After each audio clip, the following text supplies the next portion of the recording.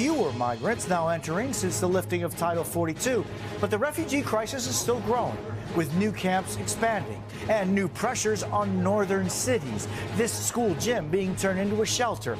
And I speak with families forced to make impossible choices. How are you going to say goodbye?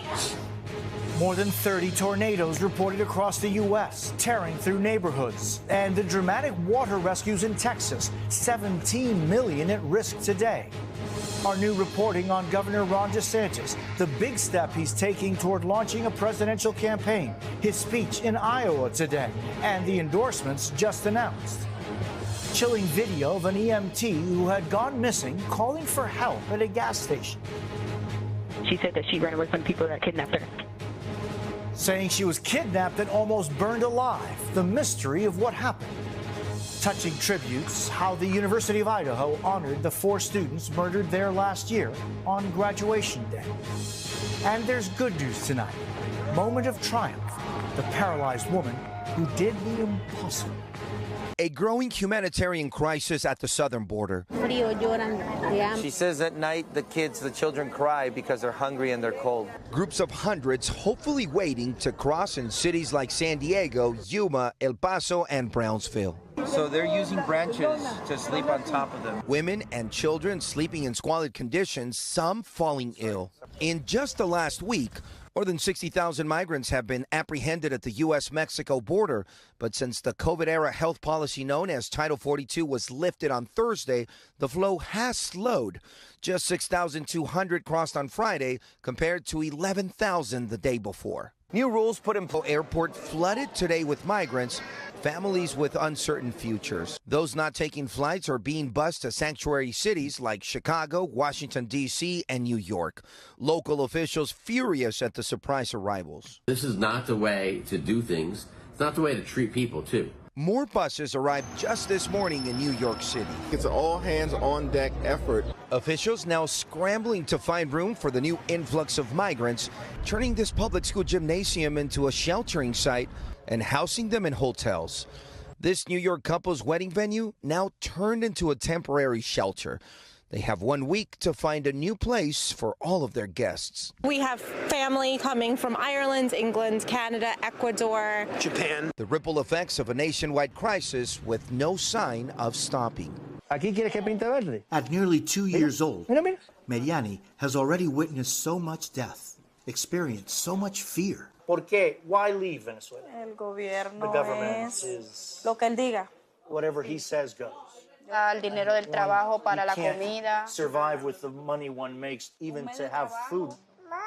Her mother, Roinelis, traveled with her parents, Ritmari and Vierni, making the treacherous month-long journey from Venezuela through jungles and Mexico to the U.S. border. Esa travesía, that journey, how would you describe it? ¿Cómo describirían esa travesía? Fuerte. Tough. Muy fuerte. Difficult, very difficult. She said they lived in terror for most of it. Mucho secuestro. A lot of kidnappings. Fear of being kidnapped, or worse. When they made it to the U.S. border, they turned themselves in. But the family was separated. Ritmari's husband will be deported. She says she will join him. ¿Por qué? Why? Because I came with my American dream with my husband. And if he's going to be deported, I'm going to hand myself in so I can go be with him. She will be leaving behind her daughter and granddaughter. How are you going to say goodbye? God will give me the strength.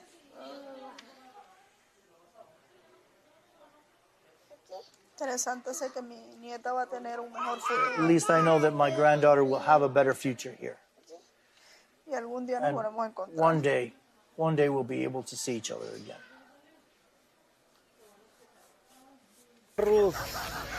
Residents waking in Laguna Heights, Texas, discovering the damage Mother Nature left behind.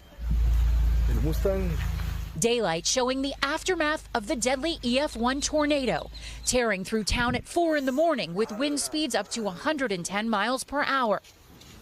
1 life lost, 10 others injured by the powerful storm. We have debris all over the roadways. We have some homes that were completely lifted off the foundation and tossed onto other homes. And in Greeley, Nebraska, another frightening twister, a large funnel cloud captured on camera. Are you freaking serious, man? Oh my God. Oh, it's about to hit that tractor. And one touching down in Spalding, Nebraska. Several more across the state, the slow-moving system dumping rain across Texas. In Kirby, Texas, at least 3 people were rescued after their vehicles were submerged in swift water. Authorities in San Antonio responding to dozens of water rescues.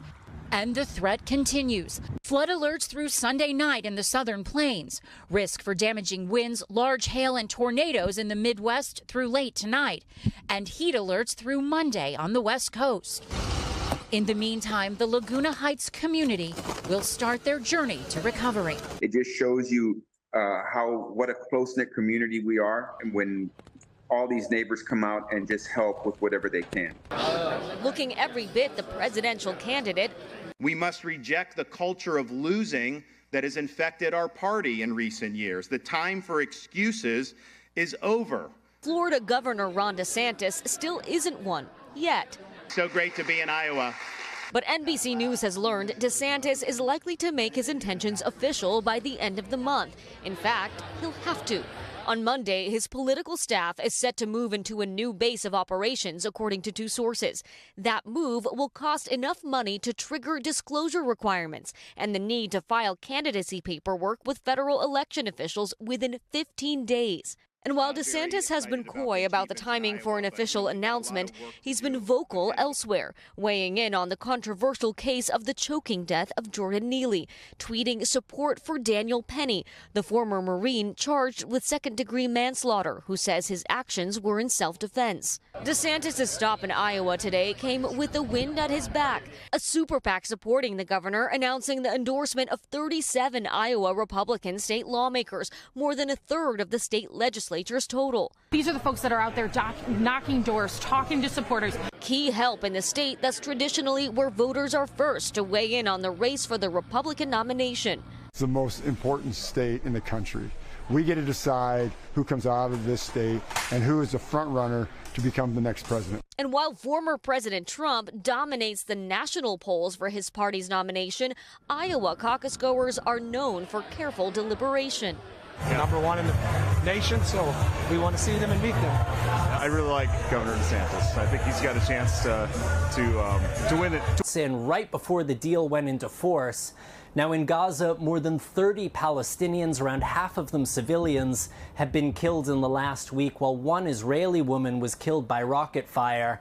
And people here tell us, sadly, that this is at best a temporary truce, and it's just a matter of time before the fighting starts again. Jose? Ralph Sanchez in Tel Aviv, thank you. And in Rome, Ukrainian President Vladimir Zelensky met with Pope Francis and Italian officials today in his first visit to Italy since Russia's invasion began. Zelensky had private talks with the Pope at the Vatican and said he asked for support for his peace plan. Still ahead tonight, the chilling video of a missing EMT who turned up alive. The mystery now into what happened. Plus the touching moment at the University of Idaho's graduation to honor the 4 students who were murdered there. Jordan was missing for more than 5 days, her family pleading for help, going door to door. Then suddenly, the 30-year-old mother of 2 and EMT worker reappeared. And tonight, her family is grateful to have her back. I want to say I'm grateful. I'm grateful she had the strength and the willingness to fight to survive. The manager of this convenience store telling NBC News this is Jordan, Thursday night, captured on surveillance camera. She appears to enter the store limping in torn clothes before heading to the counter and making a call. You'll never believe this. We just got a call from Michelle Jordan. Police have not confirmed the identity of the person in that video, but shared first responder audio that appears to be from around the same time. And that store is on the same block where police say Jordan was located alive, sharing a harrowing story. She said she got away from the people that kidnapped her. They tried to burn her alive. Michelle has had some trauma. She's had some injuries. And she's been hospitalized. And she's getting medical treatment. And she's going to be okay as can be expected.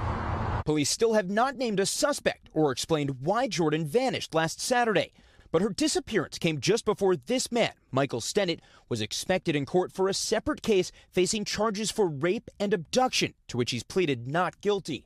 Court records also show Jordan had an order of protection against Stennett, a former co-worker. And police say he was arrested Monday, 2 days after Jordan disappeared, for violating a protection order. But add Stennett has not been connected to Jordan's disappearance case. Efforts to reach Stennett and his lawyer have been unsuccessful. In the place of the students who were killed. Plus, why a huge crowd packed an airport to thank our country's heroes.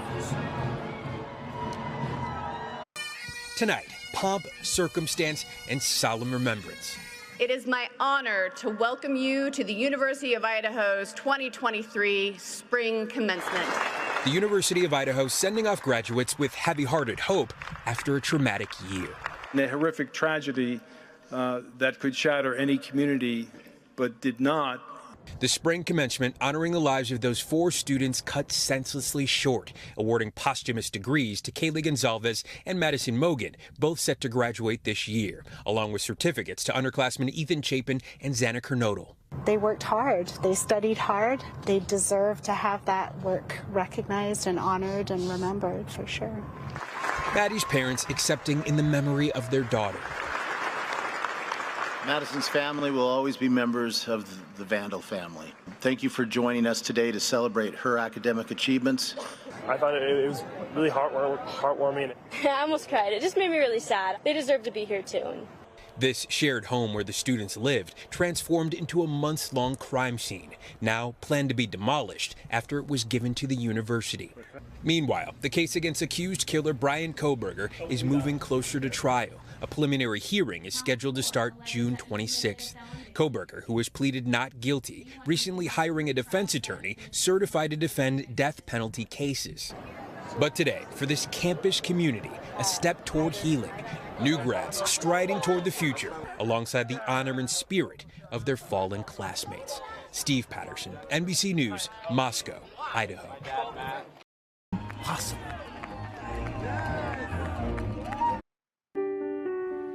There is good news tonight. So many powerful moments that surprise. Robert and Sophia. This is a moment Robert and Sofia Hernandez will never forget.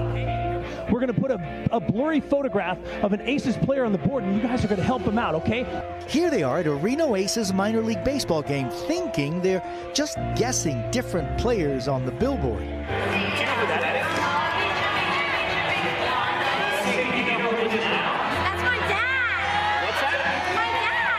That's their dad, Captain Brian Hernandez of the Nevada National Guard, standing in the dugout.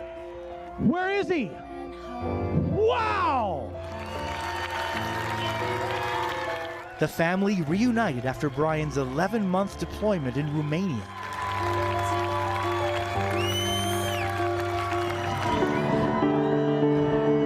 There were other special moments honoring our nation's heroes. How you doing, buddy? Family, friends, and total strangers packed the Bismarck Airport in North Dakota, cheering for veterans returning home from an honor flight to Washington, D.C. I never expected anything like this. This is too much. In Ohio, an emotional farewell for retiring Deer Park Police Chief Michael Schlee. My father, Michael Schlee, is retired from his position as Deer Park Chief of Police. After 32 years of service, Michael received a surprise last call while on duty from his kids, Jean and Ben. Thank you for being a role model, a leader, and most importantly, my daddy. I love you so much. Michael, overwhelmed with emotion. Mrs. McGinley, where are you? Oh my goodness! In Philadelphia, retiring teacher Amy McGinley got the surprise of a lifetime. Here she is getting cheered on by her school after winning the Philadelphia Phillies All-Star Teacher Award. That moment meant everything. It's the culmination of 35 years of blood, sweat, and tears, and joy and happiness. I'm so grateful.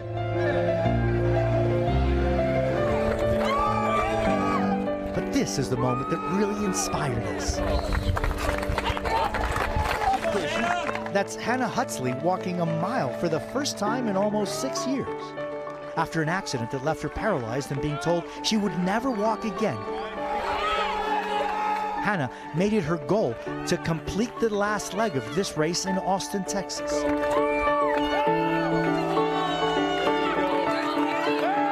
Hannah calling this one of the best days of her life.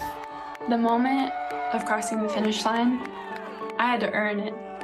Even right now, I'm brought right back to it, and I'm just so full of joy. I can just feel it overflowing. It was incredible, incredible. I'll be living that moment for the rest of my life. And Hannah's